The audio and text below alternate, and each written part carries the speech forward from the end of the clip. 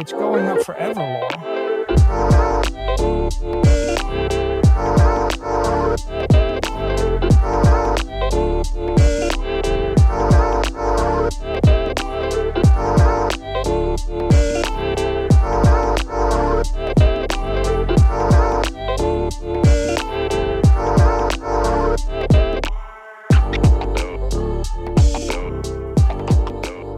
If you're against Bitcoin, you're against freedom. Yo, what's up, everybody? We're Simply Bitcoin. My name is Nico Moran, of course, my legendary co-host, Optimus Fields, and that's right. We'll be taking over the news desk for the next hour. You know what that means? We're about to 10x the energy, baby. Special shout out to Mike Germano, David Bailey, and the whole Bitcoin Magazine team for making this possible. And of course, we're the #1 daily Bitcoin live show on YouTube, Rumble, and X, Monday through Friday, 12:15 p.m. Eastern Standard Time. And of course, we'll be your guide through these tumultuous times, or as we like to call it, we'll be your guide through the separation of money and state. That's exactly what I want to start with, Opti, right? Which is, this is what we're living through these days. You know, there is the separation of church and state. You know, it happened during kind of like the Napoleonic era, and now we're living through this pivotal moment in human history where we're living through the separation of money and state. And I think that changes everything, because all of a sudden now, the individual has the ability to save and earn in money that can't be manipulated, confiscated, or controlled by the state. And that just tremendously changes the balance of power, right? And it just completely changes the social dynamic of everything, right? So I'm so excited for these moments. But of course, like every pivotal moment in history, there's some turbulence, to say the least. Without a doubt, Nico.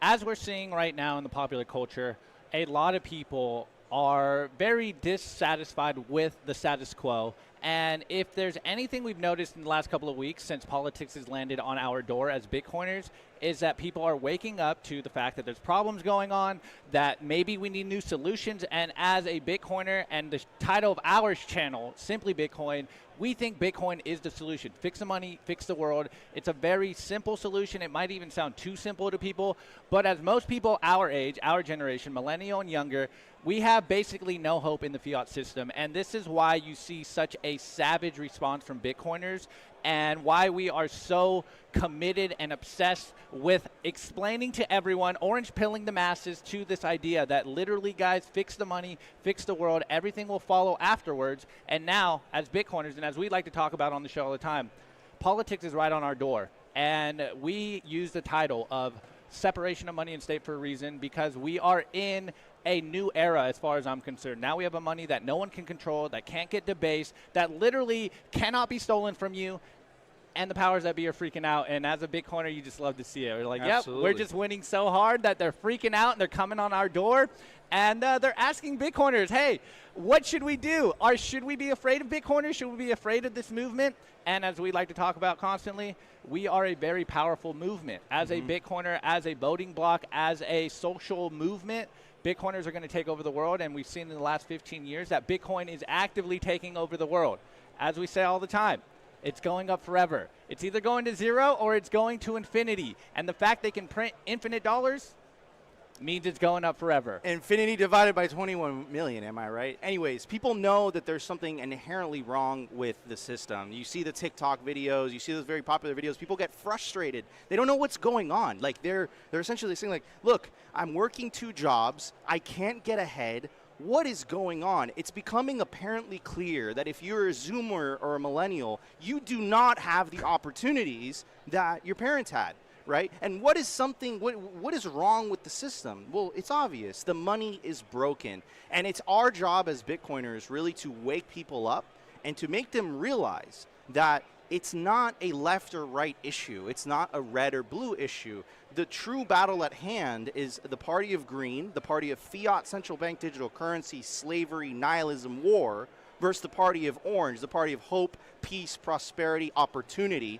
And of course, that's the party of orange, baby. And that's what we got to fight for. So keep in mind, everybody, don't ask what Bitcoin could do for you. Ask what you can do for Bitcoin. So if you have, that uncle, that crazy uncle at, Thanksgiving, or you have whatever, for whatever reason, they're still, consuming the legacy mainstream media, it's your responsibility to really wake them up and to make them realize that Bitcoin is the solution. Bitcoin is what is going to make the American dream possible in today's era. The American dream isn't dead. You're just using the wrong money. In fact, not only is the American dream not dead, it's been exported all around the world. If you are living on a Bitcoin standard, your life will get progressively cheaper over time. And what does that do? What are the secondary effects of that, my friend?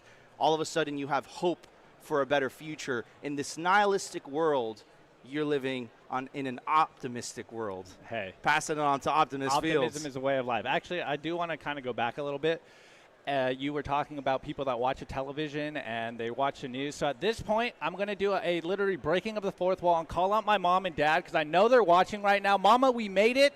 And you got to unplug the corporate press. You need to not listen to the news right now because as we cover every single day, and I'm sure we're going to get into it with this next Simply Bitcoin Hour takeover, most of the things we're seeing come out from the corporate press, from the institutions that be, it's pure propaganda. Hence why we like to jokingly call ourselves Bitcoin propagandists because we understand the power of narrative trench warfare. And this is what we are all doing here as Bitcoiners. This is what you do on social media. You are in the front lines on the information war, which is being fought out on the internet.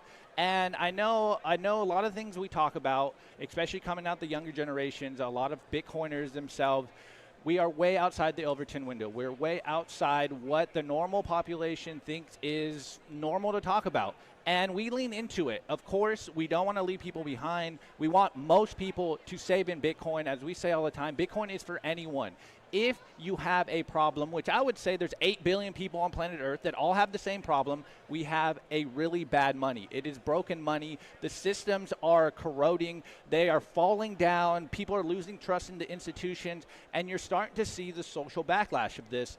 And as a Bitcoiner, as someone that believes in personal sovereignty and personal responsibility, it's important to take back your mind. And this is what Bitcoin allows you to do. Once you understand the institutions are probably lying to you, then you start to ask more questions and wonder, well, who else is lying to you? And as we talk about all the time, as my moniker is Optimus Fields, once you get on the Bitcoin standard, a new, pure, hopeful view of the future pops out, and you start to look at the world brightly. You start to look at the fact that life can be good. No longer are you worried about social issues per se. No longer are you concerned just about survival. You start to realize that just surviving is not a way of life. It's about thriving. It's about living a good life. It's about taking back your mind, taking back your body. As I say every single day on our show, fit body, fit mind, fit soul. This is how we win. People taking back personal sovereignty, personal responsibility, and the rise of the individual is taking place right now, and we battle it every single day on the internet. Of course. And it's beautiful. Because just to add to your point, like, this is information warfare. This is narrative trench warfare on the battlegrounds of the internet. And every tweet, think about it like a metaphorical bullet. Every meme, think about it like a metaphorical artillery shell. This is really a war over the hearts and minds of individuals, trying to get them on the side of orange, right, versus the side of green. I don't even think they're aware they're on the side of green, right? It's like that, you know? But look, I do want to pivot the conversation, and I want to talk about politics and Bitcoin. This is actually something that, for a lot of people in the Bitcoin community, they aren't really fans of it. And of course, you know, it goes from Bitcoin's early days, right? This is kind of like this anarcho-capitalist thing. It's all about the cypherpunks and all that stuff. We have entered into the mainstream political sphere, and the reason for that is our movement is influential, right? Bitcoiners are now becoming a big voting bloc, and of course, politicians want to be voted in. So it creates a situation where, you know, if you're a pro-Bitcoin politician, you know, Bitcoiners are going to vote for you. I personally am a single-issue voter. I truly believe that if you fix the money, you fix the world. So I'm just laser-focused on that, right? And I cannot believe this happened a lot sooner than I anticipated. I was expecting actually 2028 for this to happen, but it happened in 2024. And the reason for that is simple. The current administration has taken a very hostile stance towards the industry. They had a 30% proposed Bitcoin mining tax, of course, just to neuter the industry. Elizabeth Warren, Operation Choke Point 2.0. Caitlin Long's Custodia Bank being denied a federal banking charter. The attack on Bitcoin self-custody. And of course, that created an opportunity for opposing political parties to come in and say, you know what? Actually, we are pro-Bitcoin. We'll protect your right to self-custody. It was so funny seeing Donald Trump, and shout out to Vivek for telling him this, Donald Trump in a campaign speech essentially bring up CBDCs. Hey, if you vote for me, I'll take an anti-CBDC stance. And he was surprised by the crowd's reaction. The reaction was like, yeah! And Donald Trump's like, whoa, you guys like that. Fast forward 2 weeks later, he's like, you know what? I'll free Ross, and I'll protect your right as a Bitcoiner to take self-custody and to mine. And of course, he had a fundraiser in Mar-a-Lago, right? So look, this is the game theory being played out in real hand and real time. And what I gotta say is like, look, you might not care about politics, but politics sure does care about you. And I'm personally gonna vote for the candidate that, it's gonna protect my right to self-custody, right? I'll say it as that. Like, do I believe that hot take? Do I believe that Bitcoin needs, a politician to survive and thrive? No. I would say politicians need Bitcoin to survive and thrive. I would say it's not the government that's going to regulate Bitcoin. It's Bitcoin that's going to regulate governments. Opti? 100%. Look, I am just like most Bitcoiners. I am very skeptical of politicians. I was an apolitical person, and that's why I love Bitcoin, because it's apolitical money. But once you understand that Bitcoin is apolitical, you start to understand that that's why it is so political. That's why it's entering into the political scene. And a lot of our Bitcoin friends, they are feeling a little weary. They are a little concerned about politicians. They're just saying, oh, politicians just need votes. Of course, they're talking to Bitcoiners. Of course, they're saying the things you want to hear. And I totally agree. But as Trump's classic logo or classic motto is, the only way to really make America great again is if the money is good. And as Bitcoiners, we believe if America embraces Bitcoin, allows Bitcoin businesses to thrive, allows Bitcoin individuals to thrive, then everyone else gets better afterwards. This is how it starts. It's because of the money. As Max Kaiser so famously said, and it's one of my favorite quotes ever, he who holds the Bitcoin makes the rules. And we're seeing that now they are bending the knee to our movement. And you just love to see the fact that they understand the game theory playing out. Whether they understand it consciously or subconsciously, they understand that Bitcoiners as a voting bloc, as a movement, is a huge untapped resource. If I remember my numbers correctly, I'm pretty sure there is about 40 million Bitcoin holders or Bitcoin and crypto adjacent holders in America. And if they could sway those Bitcoin votes, it's going to be a landslide. And so, as much as if you guys watch Simply Bitcoin, I'm a Californian by my culture. I was born in California. You guys can throw tomatoes later. So I would say I was a default Democrat growing up. And now I'm starting to realize that, hey, look, we have one side of the aisle that's trying to attack Bitcoin. They want to stop Bitcoin businesses. They want to tax us. They want to arrest us. And the other side, whether they fully mean it or not, are embracing Bitcoin. They're embracing the movement. They're understanding that the way to succeed is by giving power to the individual, whether they know what they're doing or not. I remember the classic meme of Bitcoin is a Trojan horse for freedom. Mm-hmm. And as much as you may not like politics, as much as we are, I'm going to say, disgusted by politics, we understand that many politicians are corrupt. We think, as I said like 5 times already, fix the money, fix the world. Bitcoin will have a way of making politicians honest. As we always say, Nico, it's not a coincidence that the last 100 years is the bloodiest era ever, and it's backed by the money printer. 100%. Most of the problems, if not all of the problems of the world, are backed by the money printer. They can print unlimited money to back things that the population doesn't agree with. They don't even have to agree with us. As we've seen in the last couple of weeks, the elites in power do not care about what the average person thinks because they don't have to actually do what you want them to do. Yeah, the incentives are misaligned. And you buried the lead there, then I kind of want to hit that topic, right, in regards to the Democratic Party, right?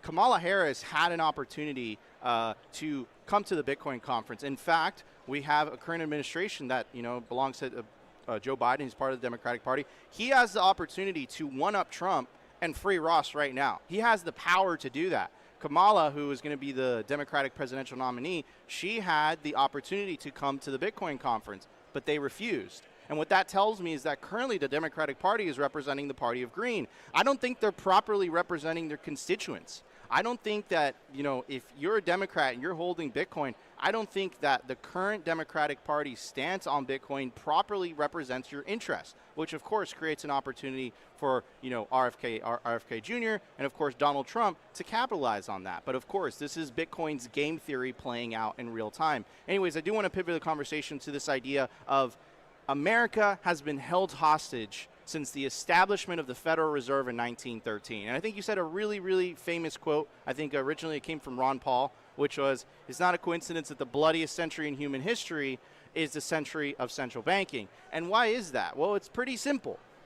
If you have a money printer, it's a wealth redistribution mechanism from the lower middle classes that do not have the means to save in assets back to the very wealthy that do have the means to save in assets and back to the government. And it allows the government to endlessly print money to keep paying for endless wars. And this is why you're seeing the endless wars. And also, it has a very detrimental effect for people that earn and save in fiat, which is the vast majority of society. This is why you have people living paycheck to paycheck.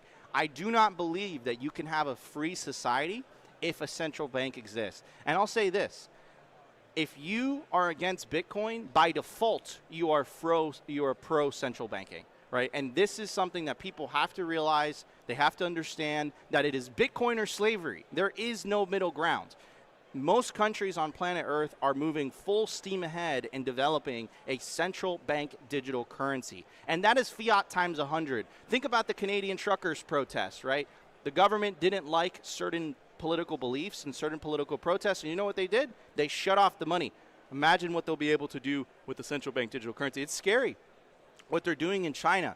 It's called soft power. So essentially what they do is that they incentivize you for certain behavior. If you talk ill about the government, they punish you a little bit. So what do people do? It's not like a direct force, right? It's not a direct forcing function, but it's almost like they incentivize you to behave a certain way. And what is that but not slavery? And it might not be the slavery that we all imagine with chains, but there is a chain. It might not be, you might not be able to see it physically, but if the government is incentivizing you to react a certain way, to behave a certain way, what is that but not slavery, right? And now what is the alternative? The alternative is freedom money, a money that no one can control, no one can create for free, right? So the message is simple. I refuse to work for money that another man can create for free. And I think the world would be a much better place if no one had that godlike power. Opti? 100%. I couldn't agree more. I mean, we say it every single day. Central banks are, for the most part, the sole arbiter of what happens in the world. They can print money from nothing. And if you're an amateur Austrian economist like we are, you understand the Cantillon effect. Those that are close to the money spigot, they get the power. And let's not forget what money is. It's simply power. It's power personified. And now we're seeing that as that power gets taken away, the powers that be are scrambling. They're terrified. You're backing them into a corner by literally just stacking sats, taking it into cold storage, and you're seeing the response. It's a reactionary response from the powers that be, not liking the Bitcoin industry, being afraid of the individual because, hey, there's more of us than there are of them, though most people still believe in the legitimacy of the institutions, but we're seeing in real time that it is crumbling. And I do want to go back to the idea of the central bank being the last 100 years. Let's not forget that the Federal Reserve was created overnight at a secret meeting on Jekyll Island in 1913. They literally took the country by surprise. They had a private meeting, and here we are 100 years later. Everything is starting to crumble. We're starting to see the cracks in the system. And I really believe that only Bitcoiners, only the real diehard Bitcoiners, yes, we may be dramatic. Yes, we might be hyperbolic. But are we, though? I don't think so. Are we? I don't think so. But we are breaking the Overton window. Like the statement of Bitcoiner slavery, it might be very intense, right? But is it hyperbolic? I would say it's true. I don't think there is an in-between. No, I mean, we say it all the time. Why does the average person have to become an investor just to survive? Just Whatever to maintain happens, purchasing power. Why should we be forced via legal tender laws to earn in a money that it constantly loses purchasing power? Why does money have to lose purchasing power in order to exist? That's the psyop. ask Paul Krugman. He will give you the answer. It's so that we can have the velocity of money, guys. We need to make sure that our money loses purchasing power to ensure that the wheels don't fall off. And I think that is flawed thinking, but that is the status quo. That is the normal thought process of people, that you need to lose purchasing power to continue this economy to move forward. And as a Bitcoiner, as someone that believes in a hard money standard, if you've done basic history lessons, you understand that once countries go on a gold standard, they are more productive. They have golden ages. And I don't know about you guys, but we're all looking around the world right now, especially as younger generation, and we're all disgruntled. Most people are tuning out. Most people are nihilistic. They don't want to participate in anything going on in the world because they are hopeless. And as someone that has been stacking sats, that has changed my operating system, as CK always says, life is great. Life is wonderful. I do not lose purchasing power. In fact, all of my savings goes up over time. And once you can take back your mind, once you're off the survival level of the hierarchy, you start to put your efforts and your mind and your creativity towards things that will better the world. It's crazy what happens when you start saving in a money that increases in purchasing power over time. So interesting. Right? All of a sudden you have hope for the future, right? Versus this nihilistic survival of, basically surviving on a money that's constantly losing purchasing power. And of course, that makes you default nihilistic about the future, right? And I think most of the world has this, nihilistic view of the world.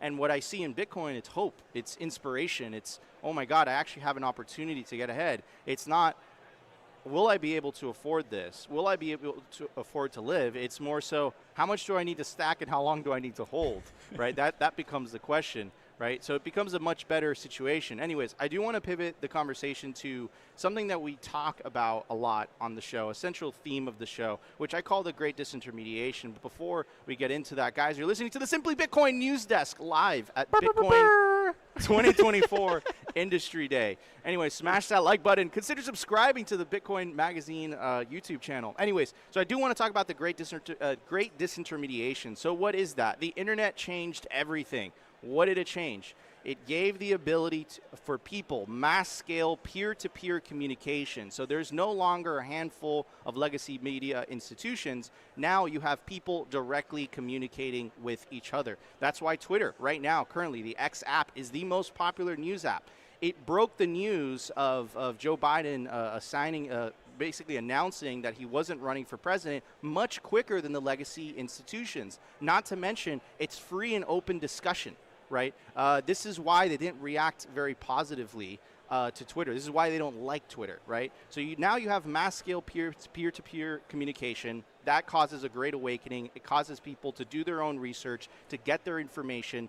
It's not a coincidence that the most popular broadcasters in the world are independent media. Of course, I'm talking about Tucker Carlson and Joe Rogan. They're not connected with the legacy institutions anymore. And I think what we saw over the last 5 years, Opti, is that the legacy institutions, man, supposedly these are professional journalists.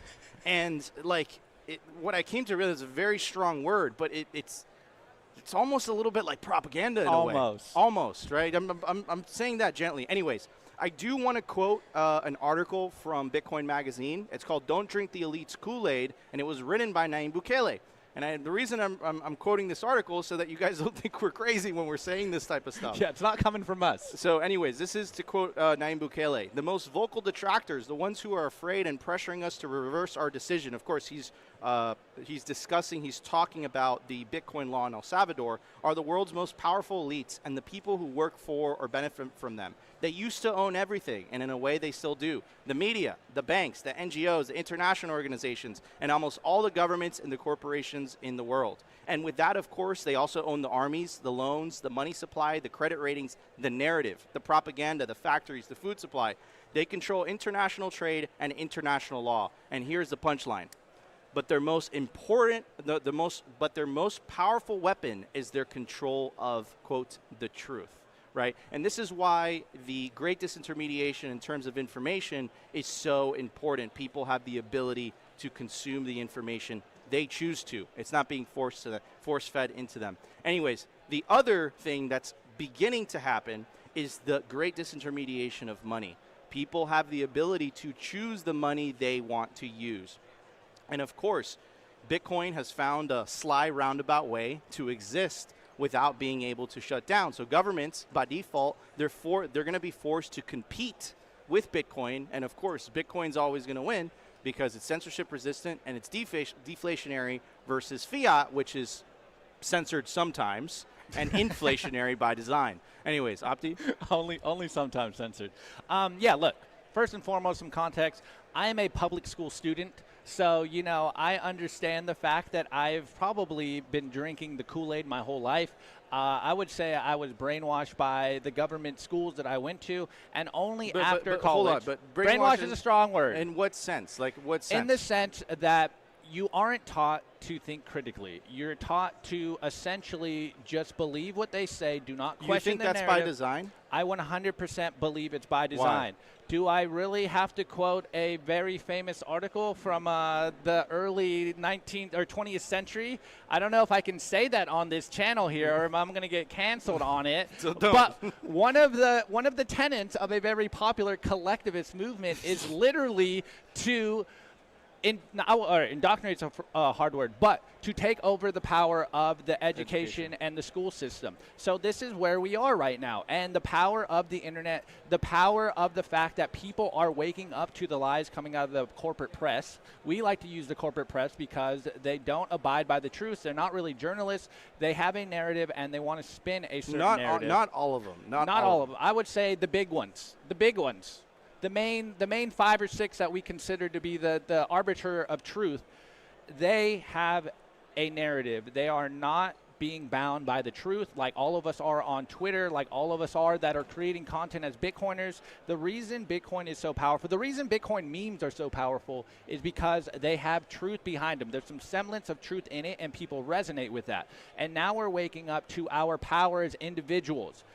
Remember, what is the most terrifying thing to people in power? It is a well-informed population. And now this is what we're doing every single day. You guys doing your research on the internet, you guys critically thinking, you guys that survived a very big lockdown and didn't believe the narratives coming out of the government for your own health, for your own critical thinking. We are the frontline soldiers. What do we say all the time on our show, Nico? Tweets are the bullets and memes are the artillery. We are in a narrative trench warfare on the battlegrounds of the internet. Every single one of us has a role to play. You don't need to make content. You don't necessarily need to be, on the stage at Bitcoin Magazine to have an impact. This starts from the ground level. This is a grassroots movement. The more you conversate with your friends and family about what you believe is the truth, obviously have some decorum and don't be just the crazy person saying all the crazy things. We like to try to stay within the Overton window. We like to try to stay within what the population believes at the moment because this is how we change things. And kind of rolling back a little bit, Nico, we've been talking about the new trend of politics in Bitcoin. And again, I mentioned a lot of Bitcoiners are very turned off by politics, but I think it's very important for Bitcoiners, hardened Bitcoiners in general, to get involved with their community. It doesn't necessarily need to be in politics, but get involved with your neighborhood. We need to bring things back to the local level where you know who your neighbor is, where you guys have these discussions, where you don't rely on the institutions, where you don't rely on the blob in Washington, D.C. to tell you how to live. You have a brain, use it, and think critically, do some research. Understand that everything isn't exactly how it's perceived to be. I love quoting movies, Nico, and I'm sure everyone has seen The Truman Show. And we are living in The Truman Show in real time, and people are waking up to it. And this is what we're seeing happen right now in society. This is why you see so many people disgruntled on the left and right. This is why you're seeing these populist movements, again, from the left and right. We all are seeing a very similar problem. The only difference is our solutions. I fundamentally believe that the history of humanity has one fundamental theme. what is the best way to organize society? And now it's happening in real time. And instead of falling for the left side or the right side, there's a third option, and it's called Bitcoin. Yep. This is not left versus right. This is orange versus green. This is about freedom, individuals versus the state. And I think we would say we were winning. But considering community notes, Elon freeing the bird, there's a lot of conversation happening on the internet right now that would never happen on the corporate press. Yes, absolutely, and we're definitely the Overton window is definitely shifting. We're definitely heading in the right direction. But what I would say is that we still have a lot of work to do. There's still a tremendous amount of convincing. There's still a tremendous amount of hearts and minds that we need to win over. So our work is not done. Right, and what I got to say also in regards to what you were saying, it almost sounds like it's like this revolution. It's like this movement, and I got to say, like, guys, this is a peaceful movement. This is like the beauty. This is the beautiful part about the separation of money, say, in the peaceful Bitcoin revolution. If you want to partake, even if you're not aware, right, even if you're completely like unaware of what you're doing, the only thing you have to do to partake is taking Bitcoin into self-custody. In fact, if enough of us do it, we win by default, and there's absolutely nothing they can do, right? So this is an election year, and it is important to vote. But I got to remind everyone, the most important vote you can make is the vote with your wallet. And the vote with your wallet is simple. You buy Bitcoin, you earn Bitcoin, you mine Bitcoin, and you take that said Bitcoin into self-custody, and that's it. And you're defunding the system in the process. You're earning dollars, and you're selling those dollars for Bitcoin.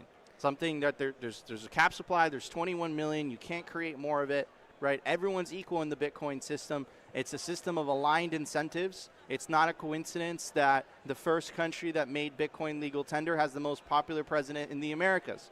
Why is that the case? Well, it's pretty simple, right?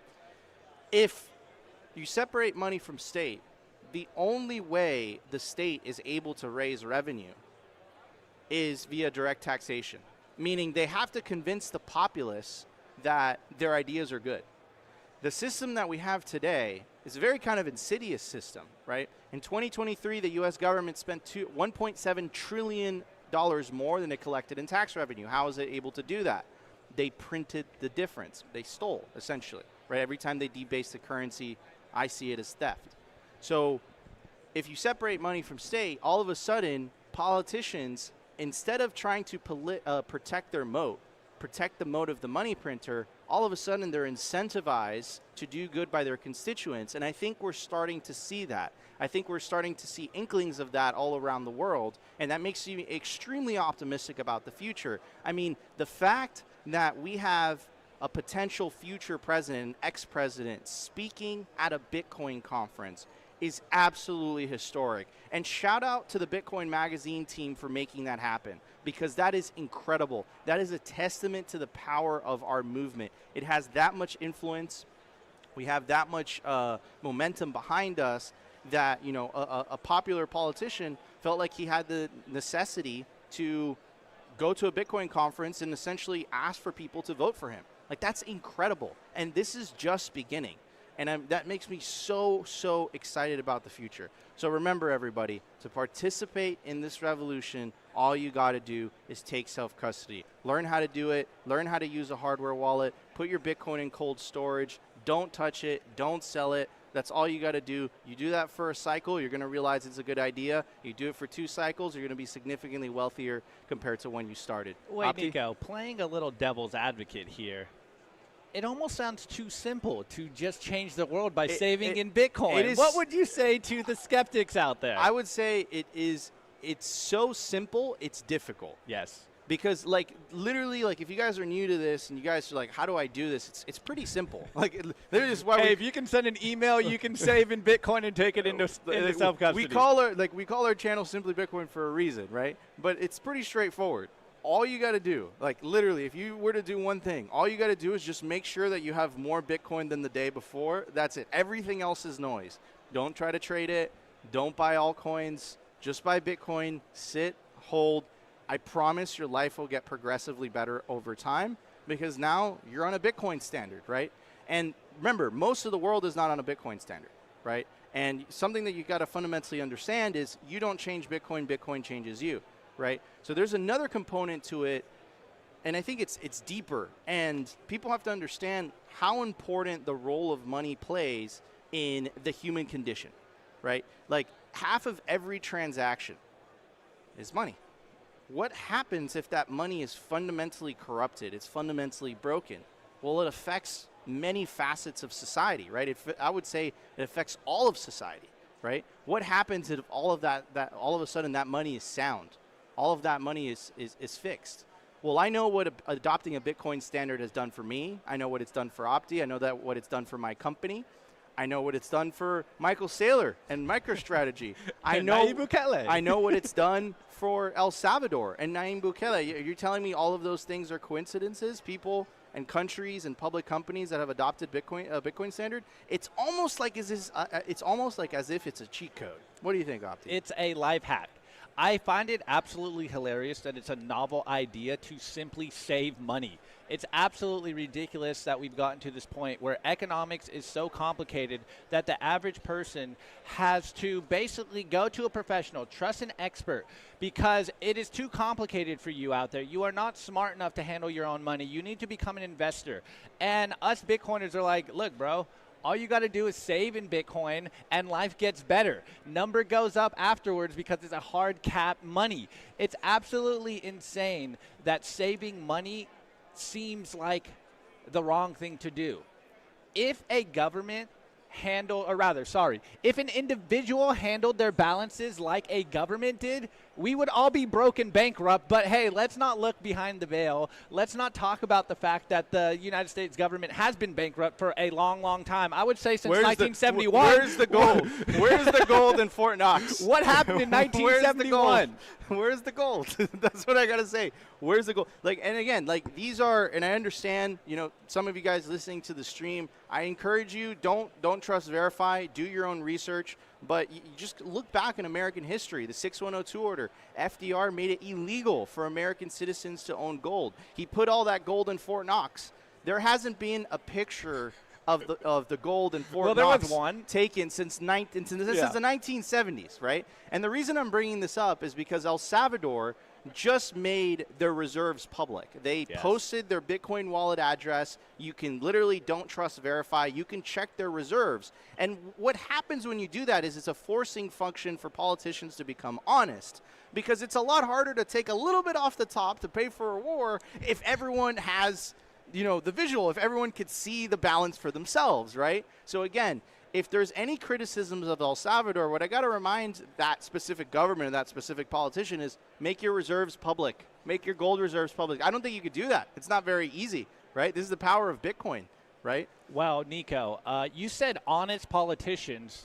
That's like saying jumbo shrimp here. No, but I would say no. Hold on a second. That's not fair. I know. I'm trolling. I would say that the system is currently designed in a way where they're not incentivized to do good by their constituents. They're really just incentivized to get as close as humanly possible to the money printer, versus under a Bitcoin standard, a sound money standard. Right? They're incentivized to do good by their constituents because that's the only way they'll remain in power, and that's the only way they'll be able to raise revenue.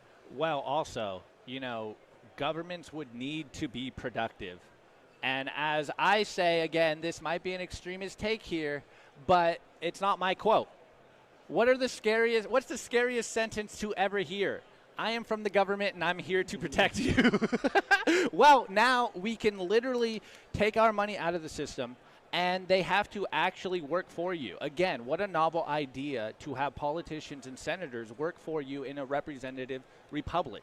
This is how it should have been. If the founding fathers had Bitcoin, they would be Bitcoiners because they understand the power of money. Again, guys, it's all about the money. It will always be about the money. He who has the power to print money has the ultimate power. And now we have taken away that power because of Bitcoin, because only Satoshi, and you could argue that this is why you don't like Bitcoin in the first place, was able to create Bitcoin, and then he stepped away because he understood the power of a figurehead. Now that he stepped away, now that no one controls the network, now that you guys, the individual out there running a node, has a say in the network that runs the rules, that ensures the rules of Bitcoin are as we say they are, They are no longer able to steal from you silently, which we would call inflation. All the things we're seeing right now is the mismanagement of money and the fact that the money is coming from a centralized authority that can print money, that can do whatever they want with money. They can expand the money supply. They can make you poorer literally every month when 12 people meet in a meeting behind closed doors telling you how the economy should work, which is absolutely ludicrous considering the fact that no one is smart enough, and not even 12 people are smart enough to understand all the intricacies of the economy. And yet, this is the status quo. Remember what is written in the Bitcoin white paper. Money on the internet is relying on trusted third parties. Remember, trusted third parties are security holes. Take back your life, take back your money. You don't need a middleman in your money to tell you how to use your money. You don't need a middleman in the middle of the monetary network to tell you what needs to be done for the prosperity of the world.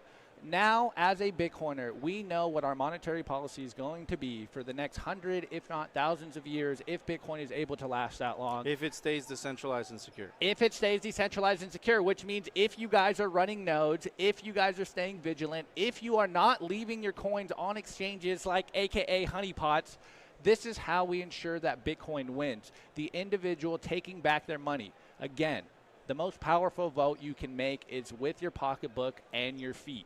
Well, I don't want to leave America, so I vote with my feet, or rather, I vote with my money. I save in Bitcoin. I don't leave Bitcoin on an exchange. And you're seeing, as we're going to see tomorrow when Trump comes on the stage, they are starting to realize the movement, the impact of Bitcoin, and this just shows how far we have come as Bitcoiners. Bitcoin's been around for 15 years.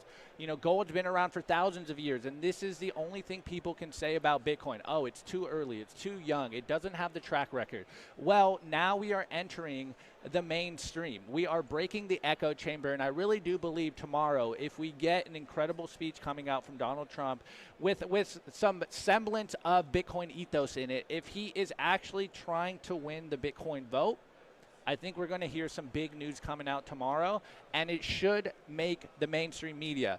And as we're seeing what is said about Bitcoin and the Bitcoin conference in Nashville on the mainstream media, it's going to expose those incentives. So I'm very interested to see if we see negative press come out from the Bitcoin conference and Donald Trump speaking at the Bitcoin conference, or if we see some positive things come out of this conference. Either way, it's all good for Bitcoin. Everyone's going to say something. I'd be worried if they said nothing. And everyone is going to be talking about what's happening here in Nashville this week. And man, it feels amazing being here. Absolutely. I was telling Nico this the other day. You know, we've been to many conferences. The 2021 Miami conference seemed like it was going to be the biggest Bitcoin conference. It was. I mean, that was the conference where Nayib Bukele announced to the world that Bitcoin is legal tender. You know, that's the conference where, you know, Jack Mallers made this historic speech. That's the conference where Max Kaiser interviewed Michael Saylor. You know, that's when around the time where Michael Saylor and MicroStrategy were starting the Bitcoin strategy. So it was a historic conference. I truly believe, and just to kind of add to Opti's take, I think we're on the verge or very close to Bitcoin becoming mainstream. Basically breaking the Bitcoin echo chamber. And the reason I'm saying that is just, I mean, take a look at the speakers at this conference, right? You have Donald Trump. You could say that he's one of the, I know some people find him divisive, but I could confidently say he's one of the most popular people on the face of the planet. Maybe Elon Musk is above that, but Donald Trump is definitely extremely popular, right? And he's speaking at a Bitcoin conference, right? And of course, you have RFK, you have Kathy Wood, you have Michael Saylor, you have mainstream content creators. Russell Brand. Exactly. You have mainstream content creators that aren't necessarily, you know, they don't make Bitcoin content every day like we do. You have Russell Brand making an appearance. Of course, you have Edward Snowden. You have Vivek Ramaswamy. Why are these very famous people, very influential people, why do they feel the need and the urge to make an appearance at a Bitcoin conference? Because we're winning. Our movement is winning. Our movement is on the ascendance, right? Well, it's also the biggest organization of freedom-minded individuals. And if that's who you're trying to reach, then you need to be at the Bitcoin conference. And not only are we going to break the echo chamber via the fact that everything we're saying, all the Bitcoin signals started to get exported to the corporate press, but we haven't even seen the Bitcoin price start to pump. Yeah, and let's talk about Once that. it starts to go and the retail FOMO's into Bitcoin, it's really going to be game on. And, you know, we always say we don't really like to speculate because as much as everyone loves the price of Bitcoin, as much as that's what most people talk about, we got to be honest with ourselves. People get involved, people get excited, people start to pay attention about Bitcoin when the price starts going. It's a positive feedback loop. As the price goes up, more people start to wake up to the fact that, hey, I can make some money here. Or as we like to say, you come for the money and you stay for the revolution. Once you really understand what Bitcoin is about, you start to wake up, you start to unplug, and you realize, oh, wait, I can get wealthy while I also make the world a better place. It's absolutely the best incentives ever created. Shouts out to Satoshi. Thank you, Satoshi, for creating the best money ever. And I would say rewriting the course of history. We have jumped a new timeline since 2009 onto what I would argue a more prosperous, hopeful future. And that's what I want to be a part of. I was taught with a very simple idea, which probably most of you were as well if you're around my age, leave the world better than you got it. Whatever happened to that? Now we are seeing that as the fiat empire starts to crumble, they're trying to rob the coffers as quickly as possible before people wake up to the fact that everything is gone and the emperor has no clothes. This is where we are in the story right now. I fundamentally believe I was born to be a Bitcoiner. I was born to be here at this moment in time, as well as every single one of you guys out there watching this live stream. We were meant for this moment. Yeah. Yeah, and and again, like the question is like, what future do you want your children to live in? What future do you want your children's children to live in?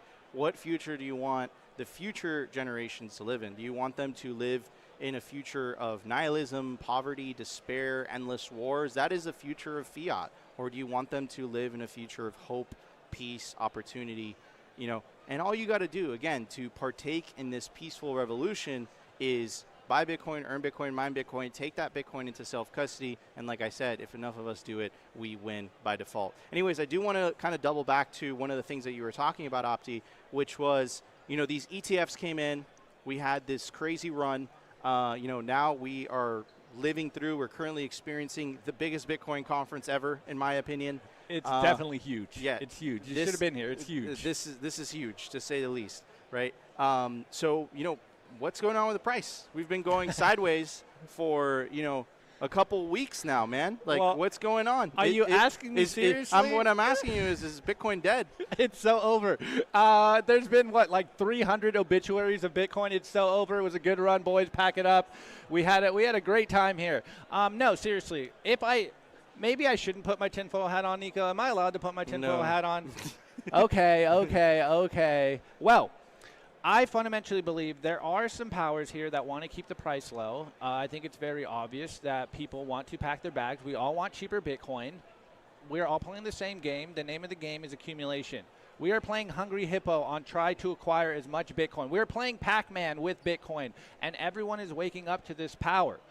Even if you are a part of the fiat system, you realize that there's a problem with the money. There's nowhere to store your value without it having the risk of going poof. Literally, this is where we are. Remember the 2008 financial crisis? And again, I want to emphasize, and sorry to interrupt you, Opti, but like, we have to understand that if you live in the developed world, you have the financial privilege of having a relatively stable fiat currency. Yes. The vast majority of the world does not have that same privilege. They live in a country where the inflation rate is 10, 15, 20, 30, 40%. So Bitcoin for them is not, you know, it's not an option. It's basically one of the only ways to live. If you're living through a hyperinflationary period in your country, you know, it's impossible to do business. Like, how are you going to put food on the table? How do salaries keep up? How do you do transactions? You have to bring wads and wads of cash just to pay for the same wheelbarrows, thing, right? So only the U.S., right, and Europe, and there's certain countries that have relatively stable fiat currencies. I love the way that Jeff Booth puts it, where the inflation rate isn't high enough for people to realize they're being stolen from. So that's something to keep in mind, right? You know, as Americans, we have this very, very special privilege, right? Most of the world doesn't have that privilege. And another thing that I'll say too is the awesome part about Bitcoin is that Bitcoin doesn't care what your skin color is, what your religion is, what your beliefs are. Anyone has the ability to download a Bitcoin wallet, and all of a sudden you have the ability to interact with the global economy. Before Bitcoin, what are you going to do? Like, people have to understand that if you happen to be born in a certain country, you can't open a bank account. Do you understand how unfair that is? Do you have a choice in that? Is that your fault? All of a sudden, you're excluded from the monetary network, the monetary system, because you happen to be born in a certain country? Do you realize how unfair that is? All us Bitcoiners are saying is everyone should have the ability to earn in the money and interact with the money and transact in the money that doesn't debase and it isn't censored. That's all we're fighting for. That's literally all we're advocating for. So and simple. It's crazy, you know, how much it exposes incentives, because people that are against Bitcoin, what they're essentially saying is, I don't want people to have that ability. I don't want people to have the ability to save in a money that we can't control and we can't debase. That is so insidious. That is so nasty. Like, if you break it down like that, why else would you be against Bitcoin? Why else would you have an anti-Bitcoin stance? It's like, Bitcoin, you can't convince me that me holding my private keys is somehow dangerous to society. You can't convince me that me earning in a money that you can't debase is somehow dangerous. You can't convince me of that. So, anyways, I do want to pivot back to pivot the conversation and to this idea of where we're heading, right? I really believe that we're heading into, here on my notes I have bright orange future, a future of optimism, a future of peace, a future of hope. And I think it's very difficult to envision that future from where we are today, just because of all the things that happened, right? The 2008 financial crisis, the economic situation of the younger generations, of the millennials and Zoomers. And what I want to tell everybody watching the stream right now is there is hope. And that hope is adopting a Bitcoin standard. And I promise you that will make your life better. You, over time, the more you save, the more you're disciplined in your hodl, you will see opportunities you didn't see before. It's not your fault. The current situation around the economic situation, it's not your fault that you can't afford a house. It's not your fault that you can't afford to have children. That's not your fault. But just because it isn't your fault doesn't mean that you can't do something about it. If you want to participate in this, if you want to effectuate change, like I said, all you got to do, buy Bitcoin, earn Bitcoin, mine Bitcoin, put that Bitcoin into self-custody. And again, enough of us do it, we will effectuate change. And that's what makes me hopeful, man, that change, that bright orange future that we're heading into. Well, I could really only speak for myself. And ever since I've gotten on a Bitcoin standard, I've gotten healthier. I am more hopeful. My mind feels clear. Why have you gotten healthier? Well, I mean, again, I think we have to explain it for people that don't quite understand. I would argue that the reason I've gotten healthier is two-part. One, now I'm not stressing about just making money, just survival, but I'm also doing a lot of research into what I think is the best way to eat, the best way to do exercise, understanding one simple thing. If Bitcoin is going up forever, Laura, then I have to be healthy to usher in these sats. I have to be healthy to hold on to this Bitcoin as long as possible. Yes, it seems easy to hold Bitcoin. HODL is easy. It's an easy meme. But the mental stress that it puts you through sometimes in these bear markets are not the easiest thing to go through. Maybe not everyone is built for it, but that's why we're here. And this is why we constantly are talking about getting your mind right, getting your body right, ensuring that you're as tip-top shape in every asset and facet of your life so that you can actually be a good example of what it means to be a Bitcoiner, a good example of what it means to have the best money. And as Bitcoiners start to prosper, people will look to us and wonder, how is he so happy? How is he so wealthy? I want to be like him. For better or worse, people look at their peers and wonder, how do I live a better life? I am convinced most people just want to live a good life, but they don't know how to do that. And it's very simple. Just save in some Bitcoin, Go outside, touch some grass, maybe get some exercise in, hang out with your family, create things that you enjoy, and your life will improve. It's not easy. If it was easy, everyone would be doing it. And here we are. This is how I know we're early to Bitcoin, Nico. I walk around and I still talk to the normies out there. It's not derogatory, but just normal people. And normal people is defined as someone who is not like a no coiner. I would say normal to me would be a no coiner, someone that doesn't believe in what we think as Bitcoiners. And when I walk around in public and I talk to people, I still talk to people that aren't just Bitcoiners. I know, shocking. They don't understand what we understand. And if you go out and you do the same experiment, you go out and eat food, whatever you want, you start to realize that most people have no clue what's going on in the world, and Bitcoiners have the signal. It's on us to continue to spread that Bitcoin signal. So I hope you enjoyed the Bitcoin cult talk we just had. I wouldn't say it's Bitcoin cult no, talk. I'm trolling the chat. I'm trolling the chat. So I look, see you guys in the chat. What I gotta say, everybody, is your life will improve if you buy Bitcoin, you earn Bitcoin, you mine Bitcoin, and you put that Bitcoin into self-custody. It's really as simple as that. It's really not that complicated. Don't trust me, try it yourself. And of course, this is the Simply Bitcoin News Desk takeover at Bitcoin 2024 Industry Day. And again, big shout out to Mike Germano, David Bailey, and of course the whole Bitcoin Magazine team for making this happen. My name is Nico Moran. This is Optimus Fields. Subscribe to Simply Bitcoin. Like I said, we're live Monday through Friday, 12:15 p.m. Eastern Standard Time. Signing out.